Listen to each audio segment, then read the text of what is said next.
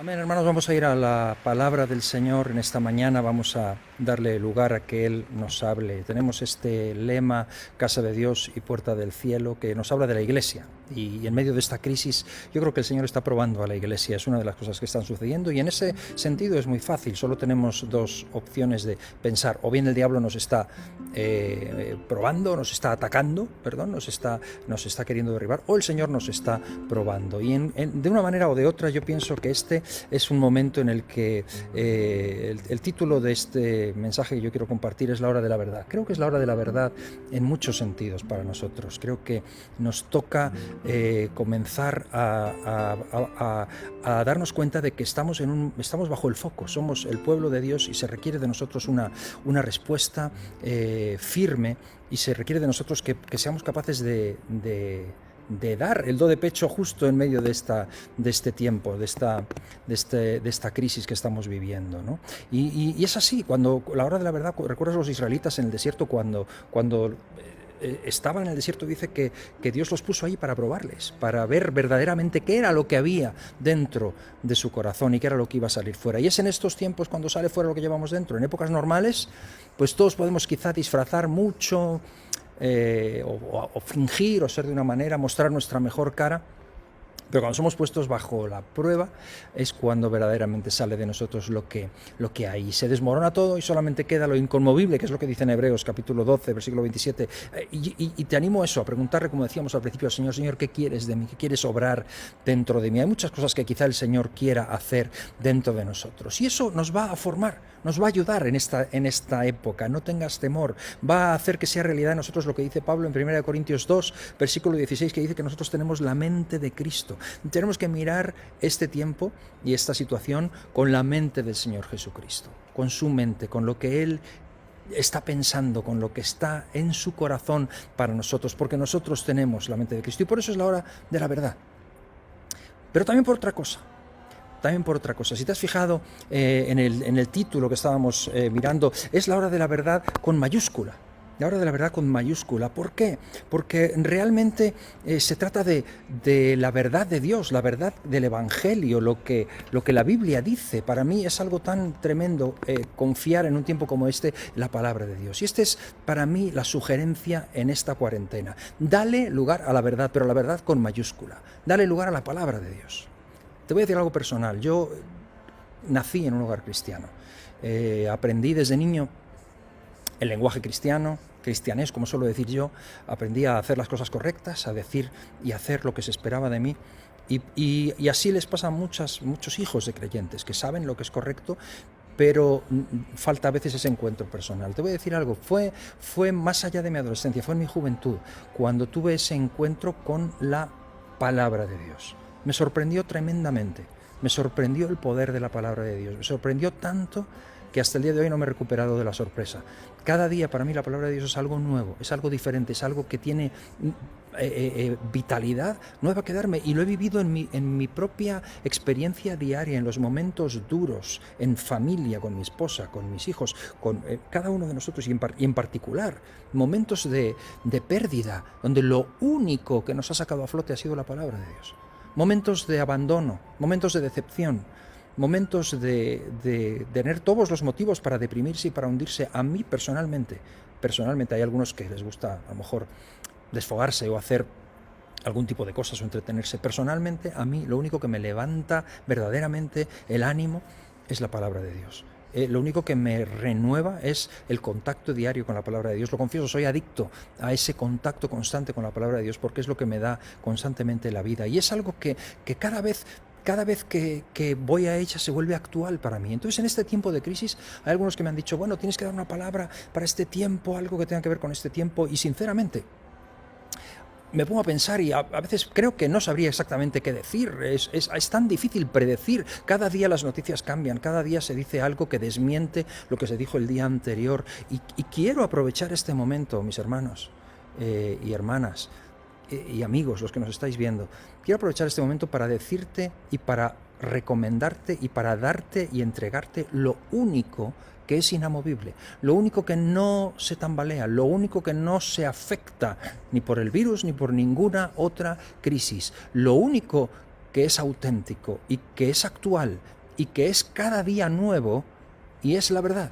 Es la hora de la verdad, es la hora de que la palabra sea el centro de nuestra vida. Es la hora de que la palabra de Dios consiga en nosotros hacer mella y llevarnos diariamente a ese punto de ser renovados. La palabra de Dios que nos da vida, que nos da fuerza, que nos renueva, que nos da sentido en cada momento, nos da sentido para nuestra vida, nos da propósito, nos ayuda a caminar y nos dice por dónde debemos de ir.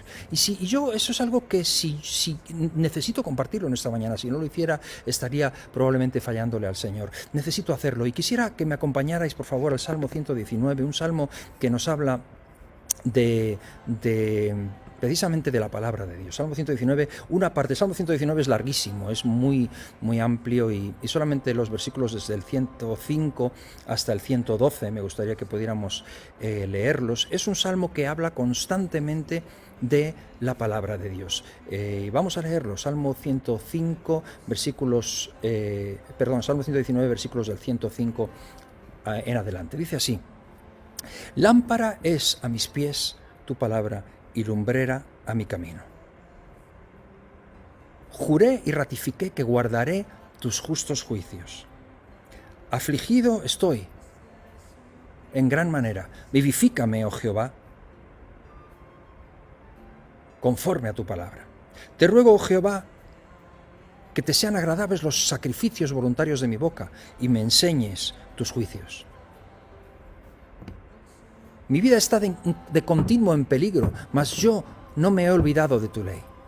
Me pusieron lazo los impíos, pero yo no me desvié de tus mandamientos.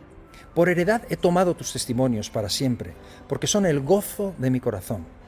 Mi corazón incliné a cumplir tus estatutos de continuo hasta el fin. Si te das cuenta, en estas palabras vemos que cada uno de estos versículos está hablando de la palabra de Dios.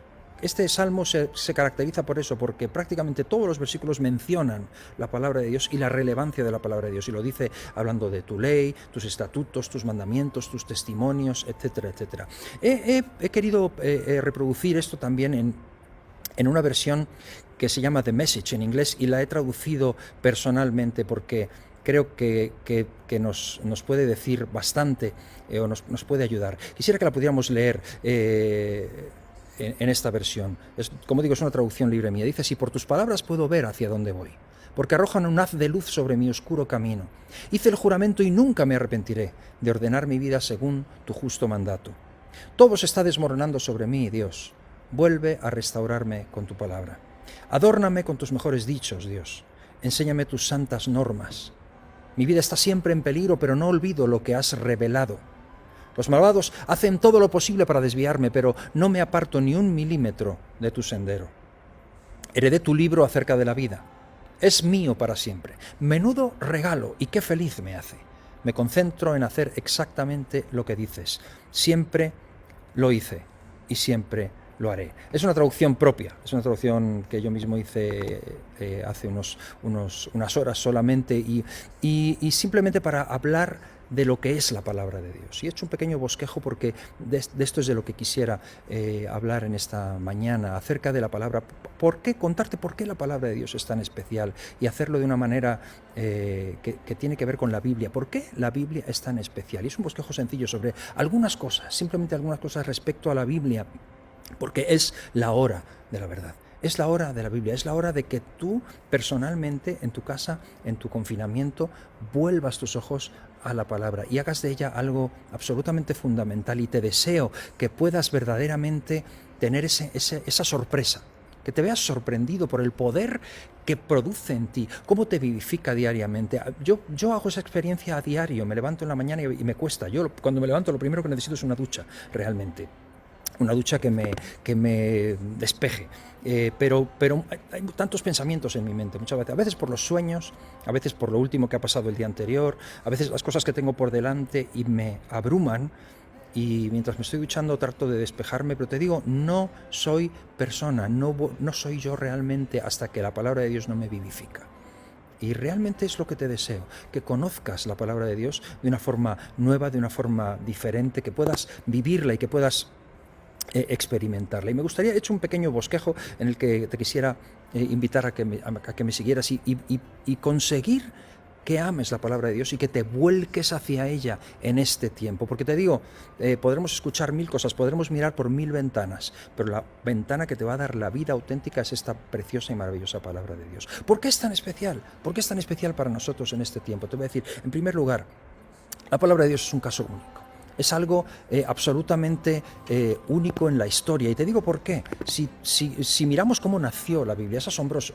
Es asombroso, fíjate bien, que las culturas antiguas, desde las más remotas, y si vamos desde donde nace toda nuestra cultura actual, hablemos de los sumeros, ¿no?, en la zona del Tigris y el Éufrates, del Mar Rojo, los babilonios, quizá un poco más arriba, los asirios, pues están los hititas, hay pueblos, algunos desconocidos, pero de donde vienen las grandes culturas, los cananeos, están los egipcios, están los persas, y después están los griegos y los romanos.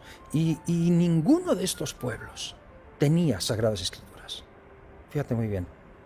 El caso único en el mundo. Ninguno de estos pueblos tenía unas sagradas escrituras. No lo tenían. ¿Por qué?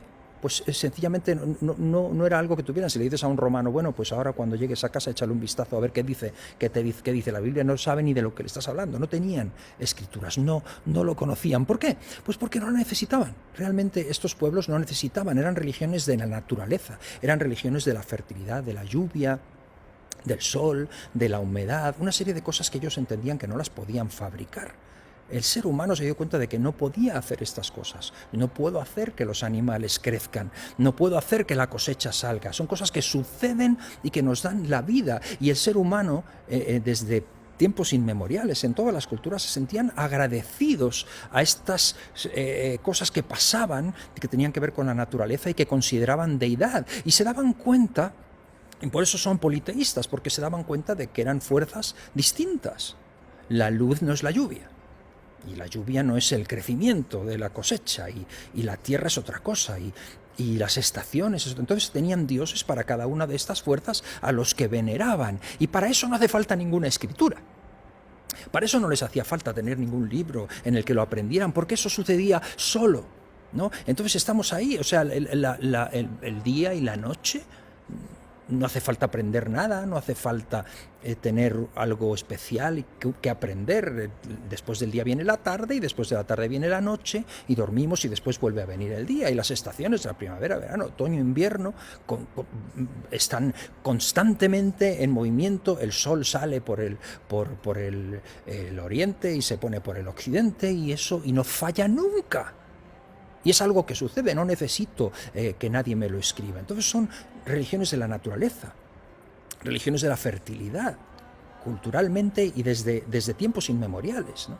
Pero también son religiones políticas, político-militares, porque lo que sucedía aquí era que cuando un pueblo conquistaba a otro, que era lo que pasaba constantemente, pues el pueblo conquistado adoptaba los dioses del pueblo conquistador. El pueblo vencido adoptaba los dioses del pueblo vencedor, porque era normal, no hacía falta que nadie se lo explicara, no hacía falta evangelizar al pueblo o colonizarlo religiosamente, lo entendían, es lógico. O sea, si nos han vencido es porque sus dioses son más poderosos que los nuestros. Y luego eran similares, porque ahora adoptamos, en vez de nuestro dios del sol, el dios del sol de ellos. Y entonces no hacía falta que eso estuviera escrito en ningún lugar, simplemente lo tenían, era algo que no les hacía falta la Biblia para eso, era algo que estaba muy claro, ¿no? Entonces la pregunta relevante es: ¿por qué este pueblo tan insignificante y tan pequeño y tantas veces en su historia oprimido, por qué sale de pronto por ahí? Y la pregunta tiene sentido, porque ninguna cultura lo tiene. Ninguna otra cultura lo tiene. Sí es cierto que hay escrituras, hay fragmentos escritos en ciertos pueblos de Asia, pero no tiene nada que ver con lo que es la escritura del pueblo hebreo, del pueblo judío, lo que nosotros ahora tenemos como el Antiguo Testamento, y le hemos añadido el Nuevo Testamento, los cristianos. Nadie tenía eso. Todo nace de otra manera, o de pronto alguien deja algo escrito, pero esta escritura es totalmente diferente. ¿Y por qué? ¿Por qué es diferente? ¿Por qué es lo que hace la Biblia tan especial? Y la respuesta es esta: porque la Biblia cuenta una historia. Cuenta una historia que es única, es irrepetible. Es una historia que debe ser conocida y que no debe ser olvidada. El tema bíblico es: recuerda esto que ha pasado. Recuerda quién soy y recuerda lo que he hecho. Recuerda lo que ha sucedido. porque lo otro no necesitabas que nadie te lo recuerde, ¿no? Esto lo estás viendo a diario. Pero esto sí, necesitamos ser recordados, y por eso lo importante de la Biblia es la historia que está contando, el contenido. Luego hay tantas cosas de las que podríamos hablar trimestres o semestres enteros, ¿no? Sobre quiénes son los autores. Algunos los conocemos, otros no. Sobre la época, de algunos sabemos mejor, de otros peor. Pero te digo, lo importante, lo esencial de la Biblia es el contenido, porque ahí está el poder de lo que tiene, lo que está contando. Y a eso me quiero referir. Es lo que la hace relevante para nuestras vidas y para momentos como este, porque se hace personal, se hace actual para cada uno de nosotros. Y cuando los judíos, porque luego, mira, luego los cristianos y los musulmanes también tienen sus escrituras, pero copian esa idea de los judíos, porque entienden que es una buena idea tener una escritura. Pero cuando los judíos, cuando nace la escritura, no existía. Es algo que no lo había, ni nadie lo tenía. Fueron los primeros en hacer algo así. Entonces, ¿de qué se trata? ¿Qué es realmente lo que tienen estos judíos? ¿De qué se trata esta escritura? Quisiera que lo pudiéramos ver en el siguiente punto. Habiendo dicho que es un caso único, déjame hablar un poquito del contexto. El contexto de este pueblo de Israel, el contexto de los judíos en el que se movían. Y hay tres cosas invariables de los judíos y de todas estas culturas. Hay tres cosas invariables que ellos consideraban deidades y que se repetían. Una era el firmamento, el cielo, las estrellas, lo que les rodeaba constantemente. Piensa que esta gente vivía muy distinto que nosotros. Yo me levanto por la mañana y estoy en una casa, tengo un techo encima de mi cabeza, y me levanto y voy al garaje, saco el coche y estoy rodeado, es una máquina, voy y rara vez miro hacia arriba, tengo que mirar hacia el frente. Y después entro en el lugar de trabajo, estoy aquí en la iglesia, pues estoy en un edificio también, estoy cubierto por un techo. Rara vez tengo tanto contacto. Luego si camino, si salgo, puedo caminar en momentos del día o salgo a hacer cosas o alguna compra o algo. Y sí, estoy en la naturaleza. Si miro hacia arriba veo el cielo, pero hay edificios a los lados, prácticamente lo que veo es una franja. No veo mucho de esto y después vuelvo a casa y estoy en la oficina o si trabajo, estoy rodeado de cosas así. De hecho, el ateísmo que tanto se ha generalizado en este tiempo y que tanta fuerza tiene, es hasta normal. O sea, cuando tú estás rodeado constantemente de cosas que las ha creado el ser humano, pues no te da tiempo a creer en otra cosa que a lo que ves alrededor, lo que la gente ha hecho, lo que el hombre ha hecho. El hombre es el centro de todo. Pero esta gente, el contexto de ellos, estos vivían el 99% de su tiempo en el exterior. El contacto visual con el cielo era constante. Desde que se levantaban, estaban en el campo de sol a sol, hasta por la noche. A veces las casas tenían tejados llanos sobre los que se podía dormir. El fuego estaba delante de la casa, comían fuera, estaban en constante contacto, por lo tanto miraban el firmamento. Hasta los niños sabían dónde estaban, sabían cuál era la estrella polar. Pregúntale hoy a un niño cuál es la estrella polar y que te indique a partir de ella el norte. Hoy tenemos GPS, hoy no estamos totalmente mecanizados, pero ellos no tenían este contacto. Por lo tanto, se daban cuenta de que eso era algo suyo, algo que les había sido dado y algo que no cambiaba nunca, que siempre estaba ahí y que era algo bello y que necesitaban, y lo agradecían. Y no tenían escritura. Tenían templos, tenían sacerdotes, tenían hasta vestimentas y rituales, canciones, casi todos de agradecimiento y para no enfadar a los dioses. Lo segundo que tenían eran estos ciclos de los que hablamos, estas estaciones que siempre estaban moviéndose: verano, otoño, invierno, primavera, y nunca falta un verano, nunca faltaba un otoño. A lo mejor hoy, en este tiempo, con el cambio climático, estamos más cerca de conseguir que las estaciones cambien, pero en aquel tiempo era algo absolutamente estable, era algo muy estable, muy firme, algo que no se movía, y ellos lo consideraban deidades. Por eso el dios de la lluvia, el dios de la fertilidad, el dios o la diosa de la naturaleza, de los animales, los árboles, el firmamento, el amor, una serie de cosas que eran inamovibles. Y en tercer lugar, la sociedad en la que vivían era una sociedad también inamovible. Quedémonos en Egipto, que es donde arranca esto que es la palabra de Dios y el pueblo de Israel. Había un faraón. Bueno, cada cultura tenía su estructura, pero hay un faraón, hay un rey, hay alguien que está arriba del todo. Después hay una sociedad que es la alta clase, los sacerdotes o los gobernantes. Después hay una media clase pequeña, una gran clase baja Y luego estaban los esclavos. Los esclavos que eran parte de la sociedad y nadie se cuestionaba eso. Nadie jamás se cuestionó eso. Los esclavos eran parte de la sociedad y eso era el orden, era como algo establecido por los dioses. O sea, nadie pudo cambiar ni se pensó jamás en cambiar algo. Eso era normal, era parte de lo inamovible, era estable. Esa era la sociedad. Ni siquiera Espartaco, que fue un esclavo que organizó una revuelta un siglo antes de que llegara Augusto en Roma y trata de que sea abolida la esclavitud. Él mismo era un esclavo y consigue una revuelta impresionante y consigue ganar unas batallas, pero luego es terrible y sangrientamente también vencido. Pero el propio Espartaco, que quería que la esclavitud no quería que desapareciera la esclavitud, lo que él quería era cambiar de clase y esclavizar él a otros, porque los esclavos tenían que existir. Era tan normal como hablar hoy de empresarios y trabajadores, de empleadores y empleados. Era lo que existía y nadie pensaba en cambiarlo, ni siquiera Platón, el genio de la filosofía, en sus escritos en cuanto a lo que sería el gobierno ideal, ni siquiera excluye a los esclavos. O sea, eso es algo que forma parte, ni Aristóteles, ni nadie de todos ellos. Esto era parte de lo que ellos tenían y era su vida y lo que podían conocer o lo que ellos mismos conocían, ¿no? Esto en cuanto a su contexto. Y entonces, vamos a la historia, porque es en ese contexto en el que nace la Biblia y en el que tenemos que entender qué es lo que está sucediendo. En ese contexto, ¿qué es lo que sucede? De pronto, un hombre que es pastor de ovejas, lleva a sus ovejas a lo alto del monte, lo cual era normal en aquel tiempo. En junio y en el desierto, en el Sinaí, los beduinos hasta hoy pues suelen subir un poco más arriba porque se ha acabado la hierba en la parte baja y suben más arriba. Y el hombre de pronto lleva a las ovejas por el desierto y de pronto le sucede algo extraño, algo que no esperaba.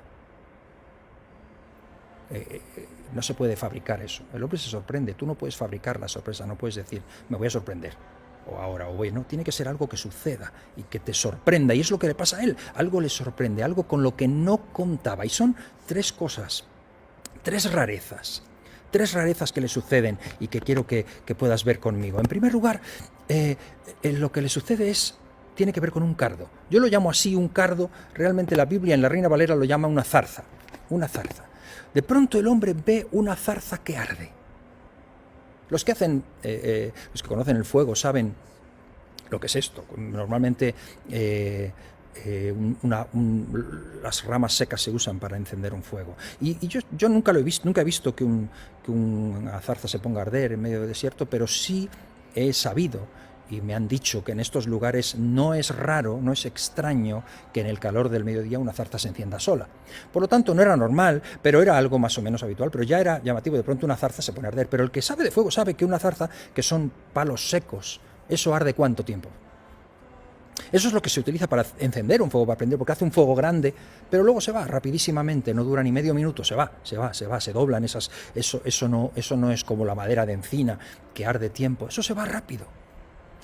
Ahora, lo que le sucede no solamente es que la zarza se pone a arder, el cardo se pone a arder, le sucede algo más extraño todavía, y es que de pronto se da cuenta de que no se consume, se acerca para verlo, y cuando se está acercando, porque no se apaga, que es lo raro, le sucede lo segundo raro, la voz que escucha, que le habla. Una voz que le habla a él personalmente y le llama Moisés. Moisés, estamos hablando de Moisés precisamente.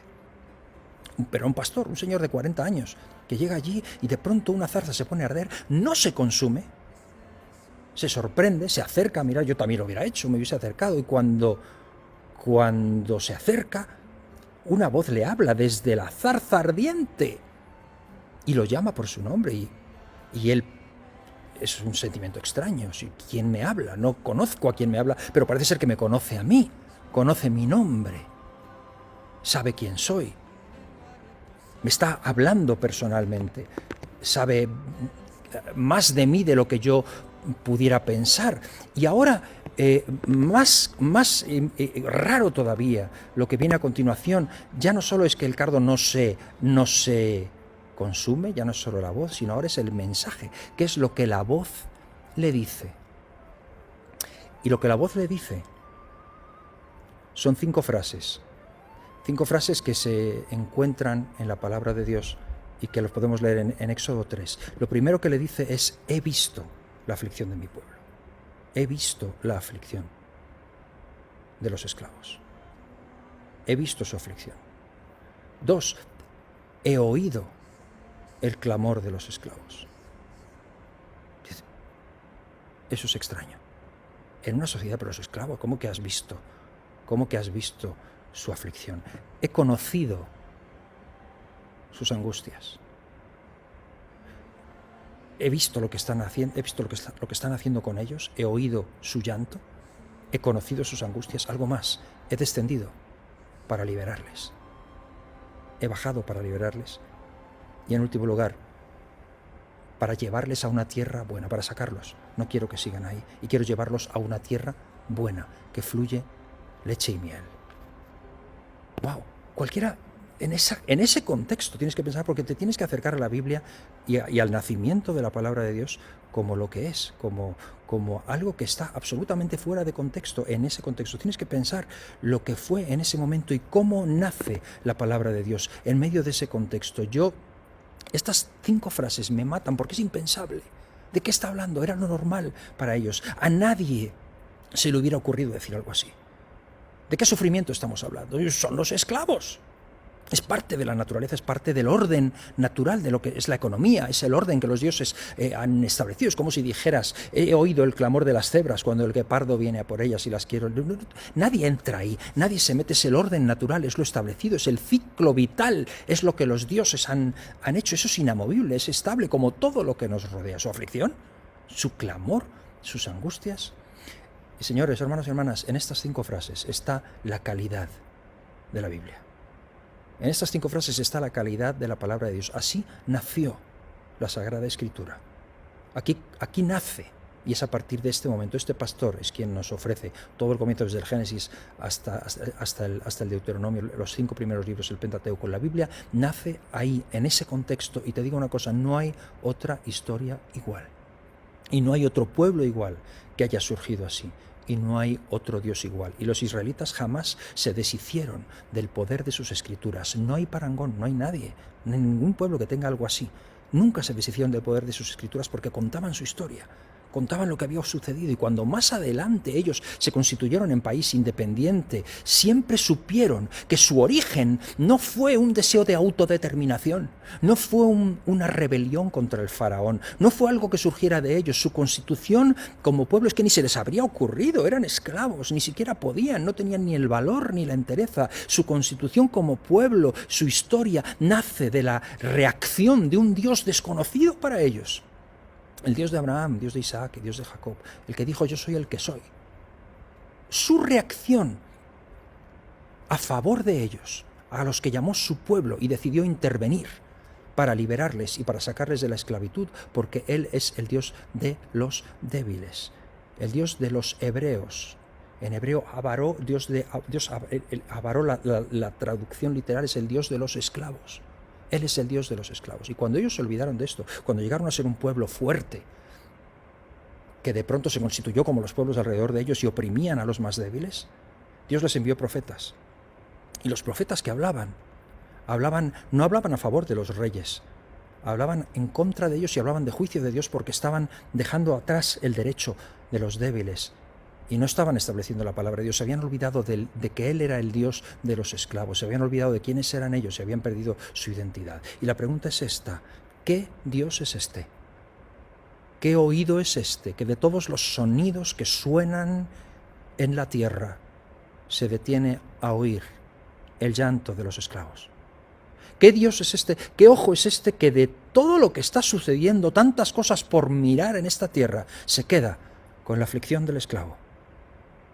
¿Qué Dios es este que, teniendo a la preciosa Raquel, mira a la desdichada y fea Lea? ¿Qué Dios es este que se identifica con el débil, con el necesitado, con el encuarentonado, con el que está recluido, con el que sufre, con el que padece? ¿Qué Dios es este? ¿En serio necesitas que te lo diga? Es el Dios de Abraham, el Dios de Isaac, el Dios de Jacob, el Dios que se revela en su palabra. Y no estoy interesado en ofrecer ni dar nada más que no sea su verdad, su palabra, su verdad. Lo que Él nos ofrece está escrito en su palabra. La escritura, por más traducciones que haya podido haber, por más persecuciones que ha podido sufrir, por más intentos por parte del hombre de quitarla de en medio, ha sobrevivido holocaustos, ha sobrevivido incendios, ha sobrevivido masacres, ha sobrevivido persecuciones, crucifixiones de aquellos que la amaban, ha estado escondida, ha estado en la clandestinidad, siendo leída, transformando vidas, sigue transformando vidas hoy. Y te digo, es ahora, en la cuarentena, es la hora de la verdad con mayúscula, la verdad de la palabra de Dios, la verdad que llega a cada uno de nuestros corazones y es capaz de transformarnos. Y te lo digo yo, que nací en una iglesia evangélica, en el seno de un hogar cristiano.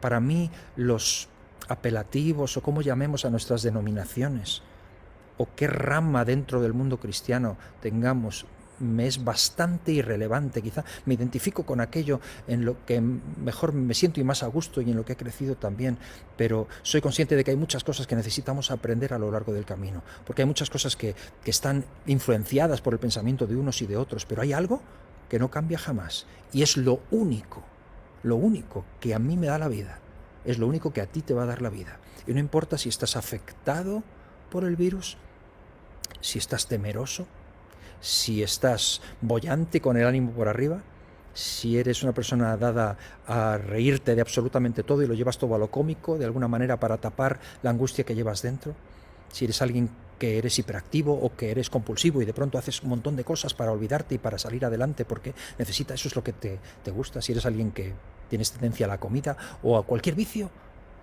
no importa quién seas, es la hora de la verdad para ti.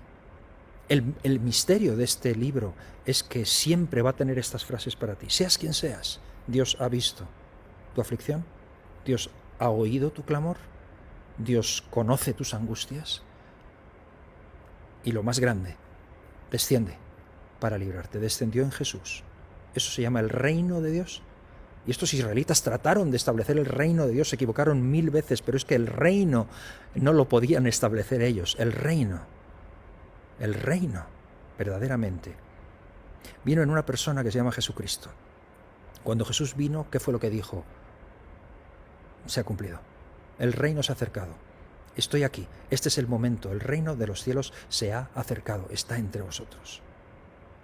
Por lo tanto, es en Jesús y es en su palabra, en lo que leemos en las Sagradas Escrituras, tanto del Antiguo como del Nuevo Testamento, lo que Cristo nos deja a cada uno de nosotros. Es lo que te puede revolver por dentro. Y en esta mañana deseo de todo corazón que tengas la experiencia maravillosa de descubrir en medio de este momento de reclusión en el que estamos rodeados de nosotros mismos y no tenemos mucho que hacer y no tenemos, sobre todo los más jóvenes, lugares a los que ir, no podemos vernos. Os animo de verdad a que tengáis este encuentro maravilloso, que os podáis sentir sorprendidos de cómo las Sagradas Escrituras, como ningún otro libro, olvídate, no hay nada igual, como ningún otro libro te habla personalmente y te dice quién es Dios para ti, quién es Dios en medio de tu situación, y te hace revivir, y te hace sacar fuerzas de flaqueza, te hace saltar muros que pensaste que no podías saltar jamás, te hace desbaratar ejércitos, te hace crecer en fe, te hace ser más que vencedor, sea cual sea tu esclavitud, sea cual sea tu aflicción, sea cual sea tu llanto. Él sigue siendo ese oído capaz de escuchar tu llanto, y te deseo que te lleves la sorpresa de tu vida en esta cuarentena, y que jamás te recuperes de la sorpresa, que hagas tuyo, personal, en cada momento, en este tiempo, la palabra de Dios, porque es su hora, es la hora de la verdad, es la hora de que la verdad de Dios sea establecida en nuestras vidas, y que tantas cosas que hemos escuchado quizá por tanto tiempo se hagan realidad en este tiempo. Permíteme orar por ti y por cualquier persona que no conozca a Jesucristo y que nos esté viendo. Este es el momento de que le puedas conocer y que le des a Él tu vida y tu corazón. ¿Por qué no oramos juntos? Ahí donde estás, inclina tu cabeza, vamos a orar antes de continuar cada uno con nuestros quehaceres. Y vamos a darle gracias a Dios y pedirle que su palabra en este tiempo sea para nosotros lo que necesitamos que sea. Señor, gracias. Gracias, Señor, por estar con nosotros. Gracias por este maravilloso tiempo en el que podemos compartir, Señor. Te pido que tu palabra llegue a los corazones y nos ayude a todos, Señor, a vivirla, a leerla, a conocerla y que nos transforme. Te pido que tu palabra sorprenda a más de uno y aquellos que no te conocen sean cautivados por ella, Señor. En este tiempo de reclusión, danos una experiencia nueva y un enamoramiento nuevo de ti y de tu palabra. Gracias, Señor. Te lo pido en el nombre de Jesús. Amén. Mis hermanos, que el Señor os bendiga. Vamos a continuar en contacto durante la semana. Que Dios bendiga a cada uno. Cuidaos mucho, mantengámonos sanos, oremos por aquellos que tienen necesidad. Seamos luz del mundo y sal de la tierra allí donde el Señor nos ha puesto. Que Dios os bendiga. Amén.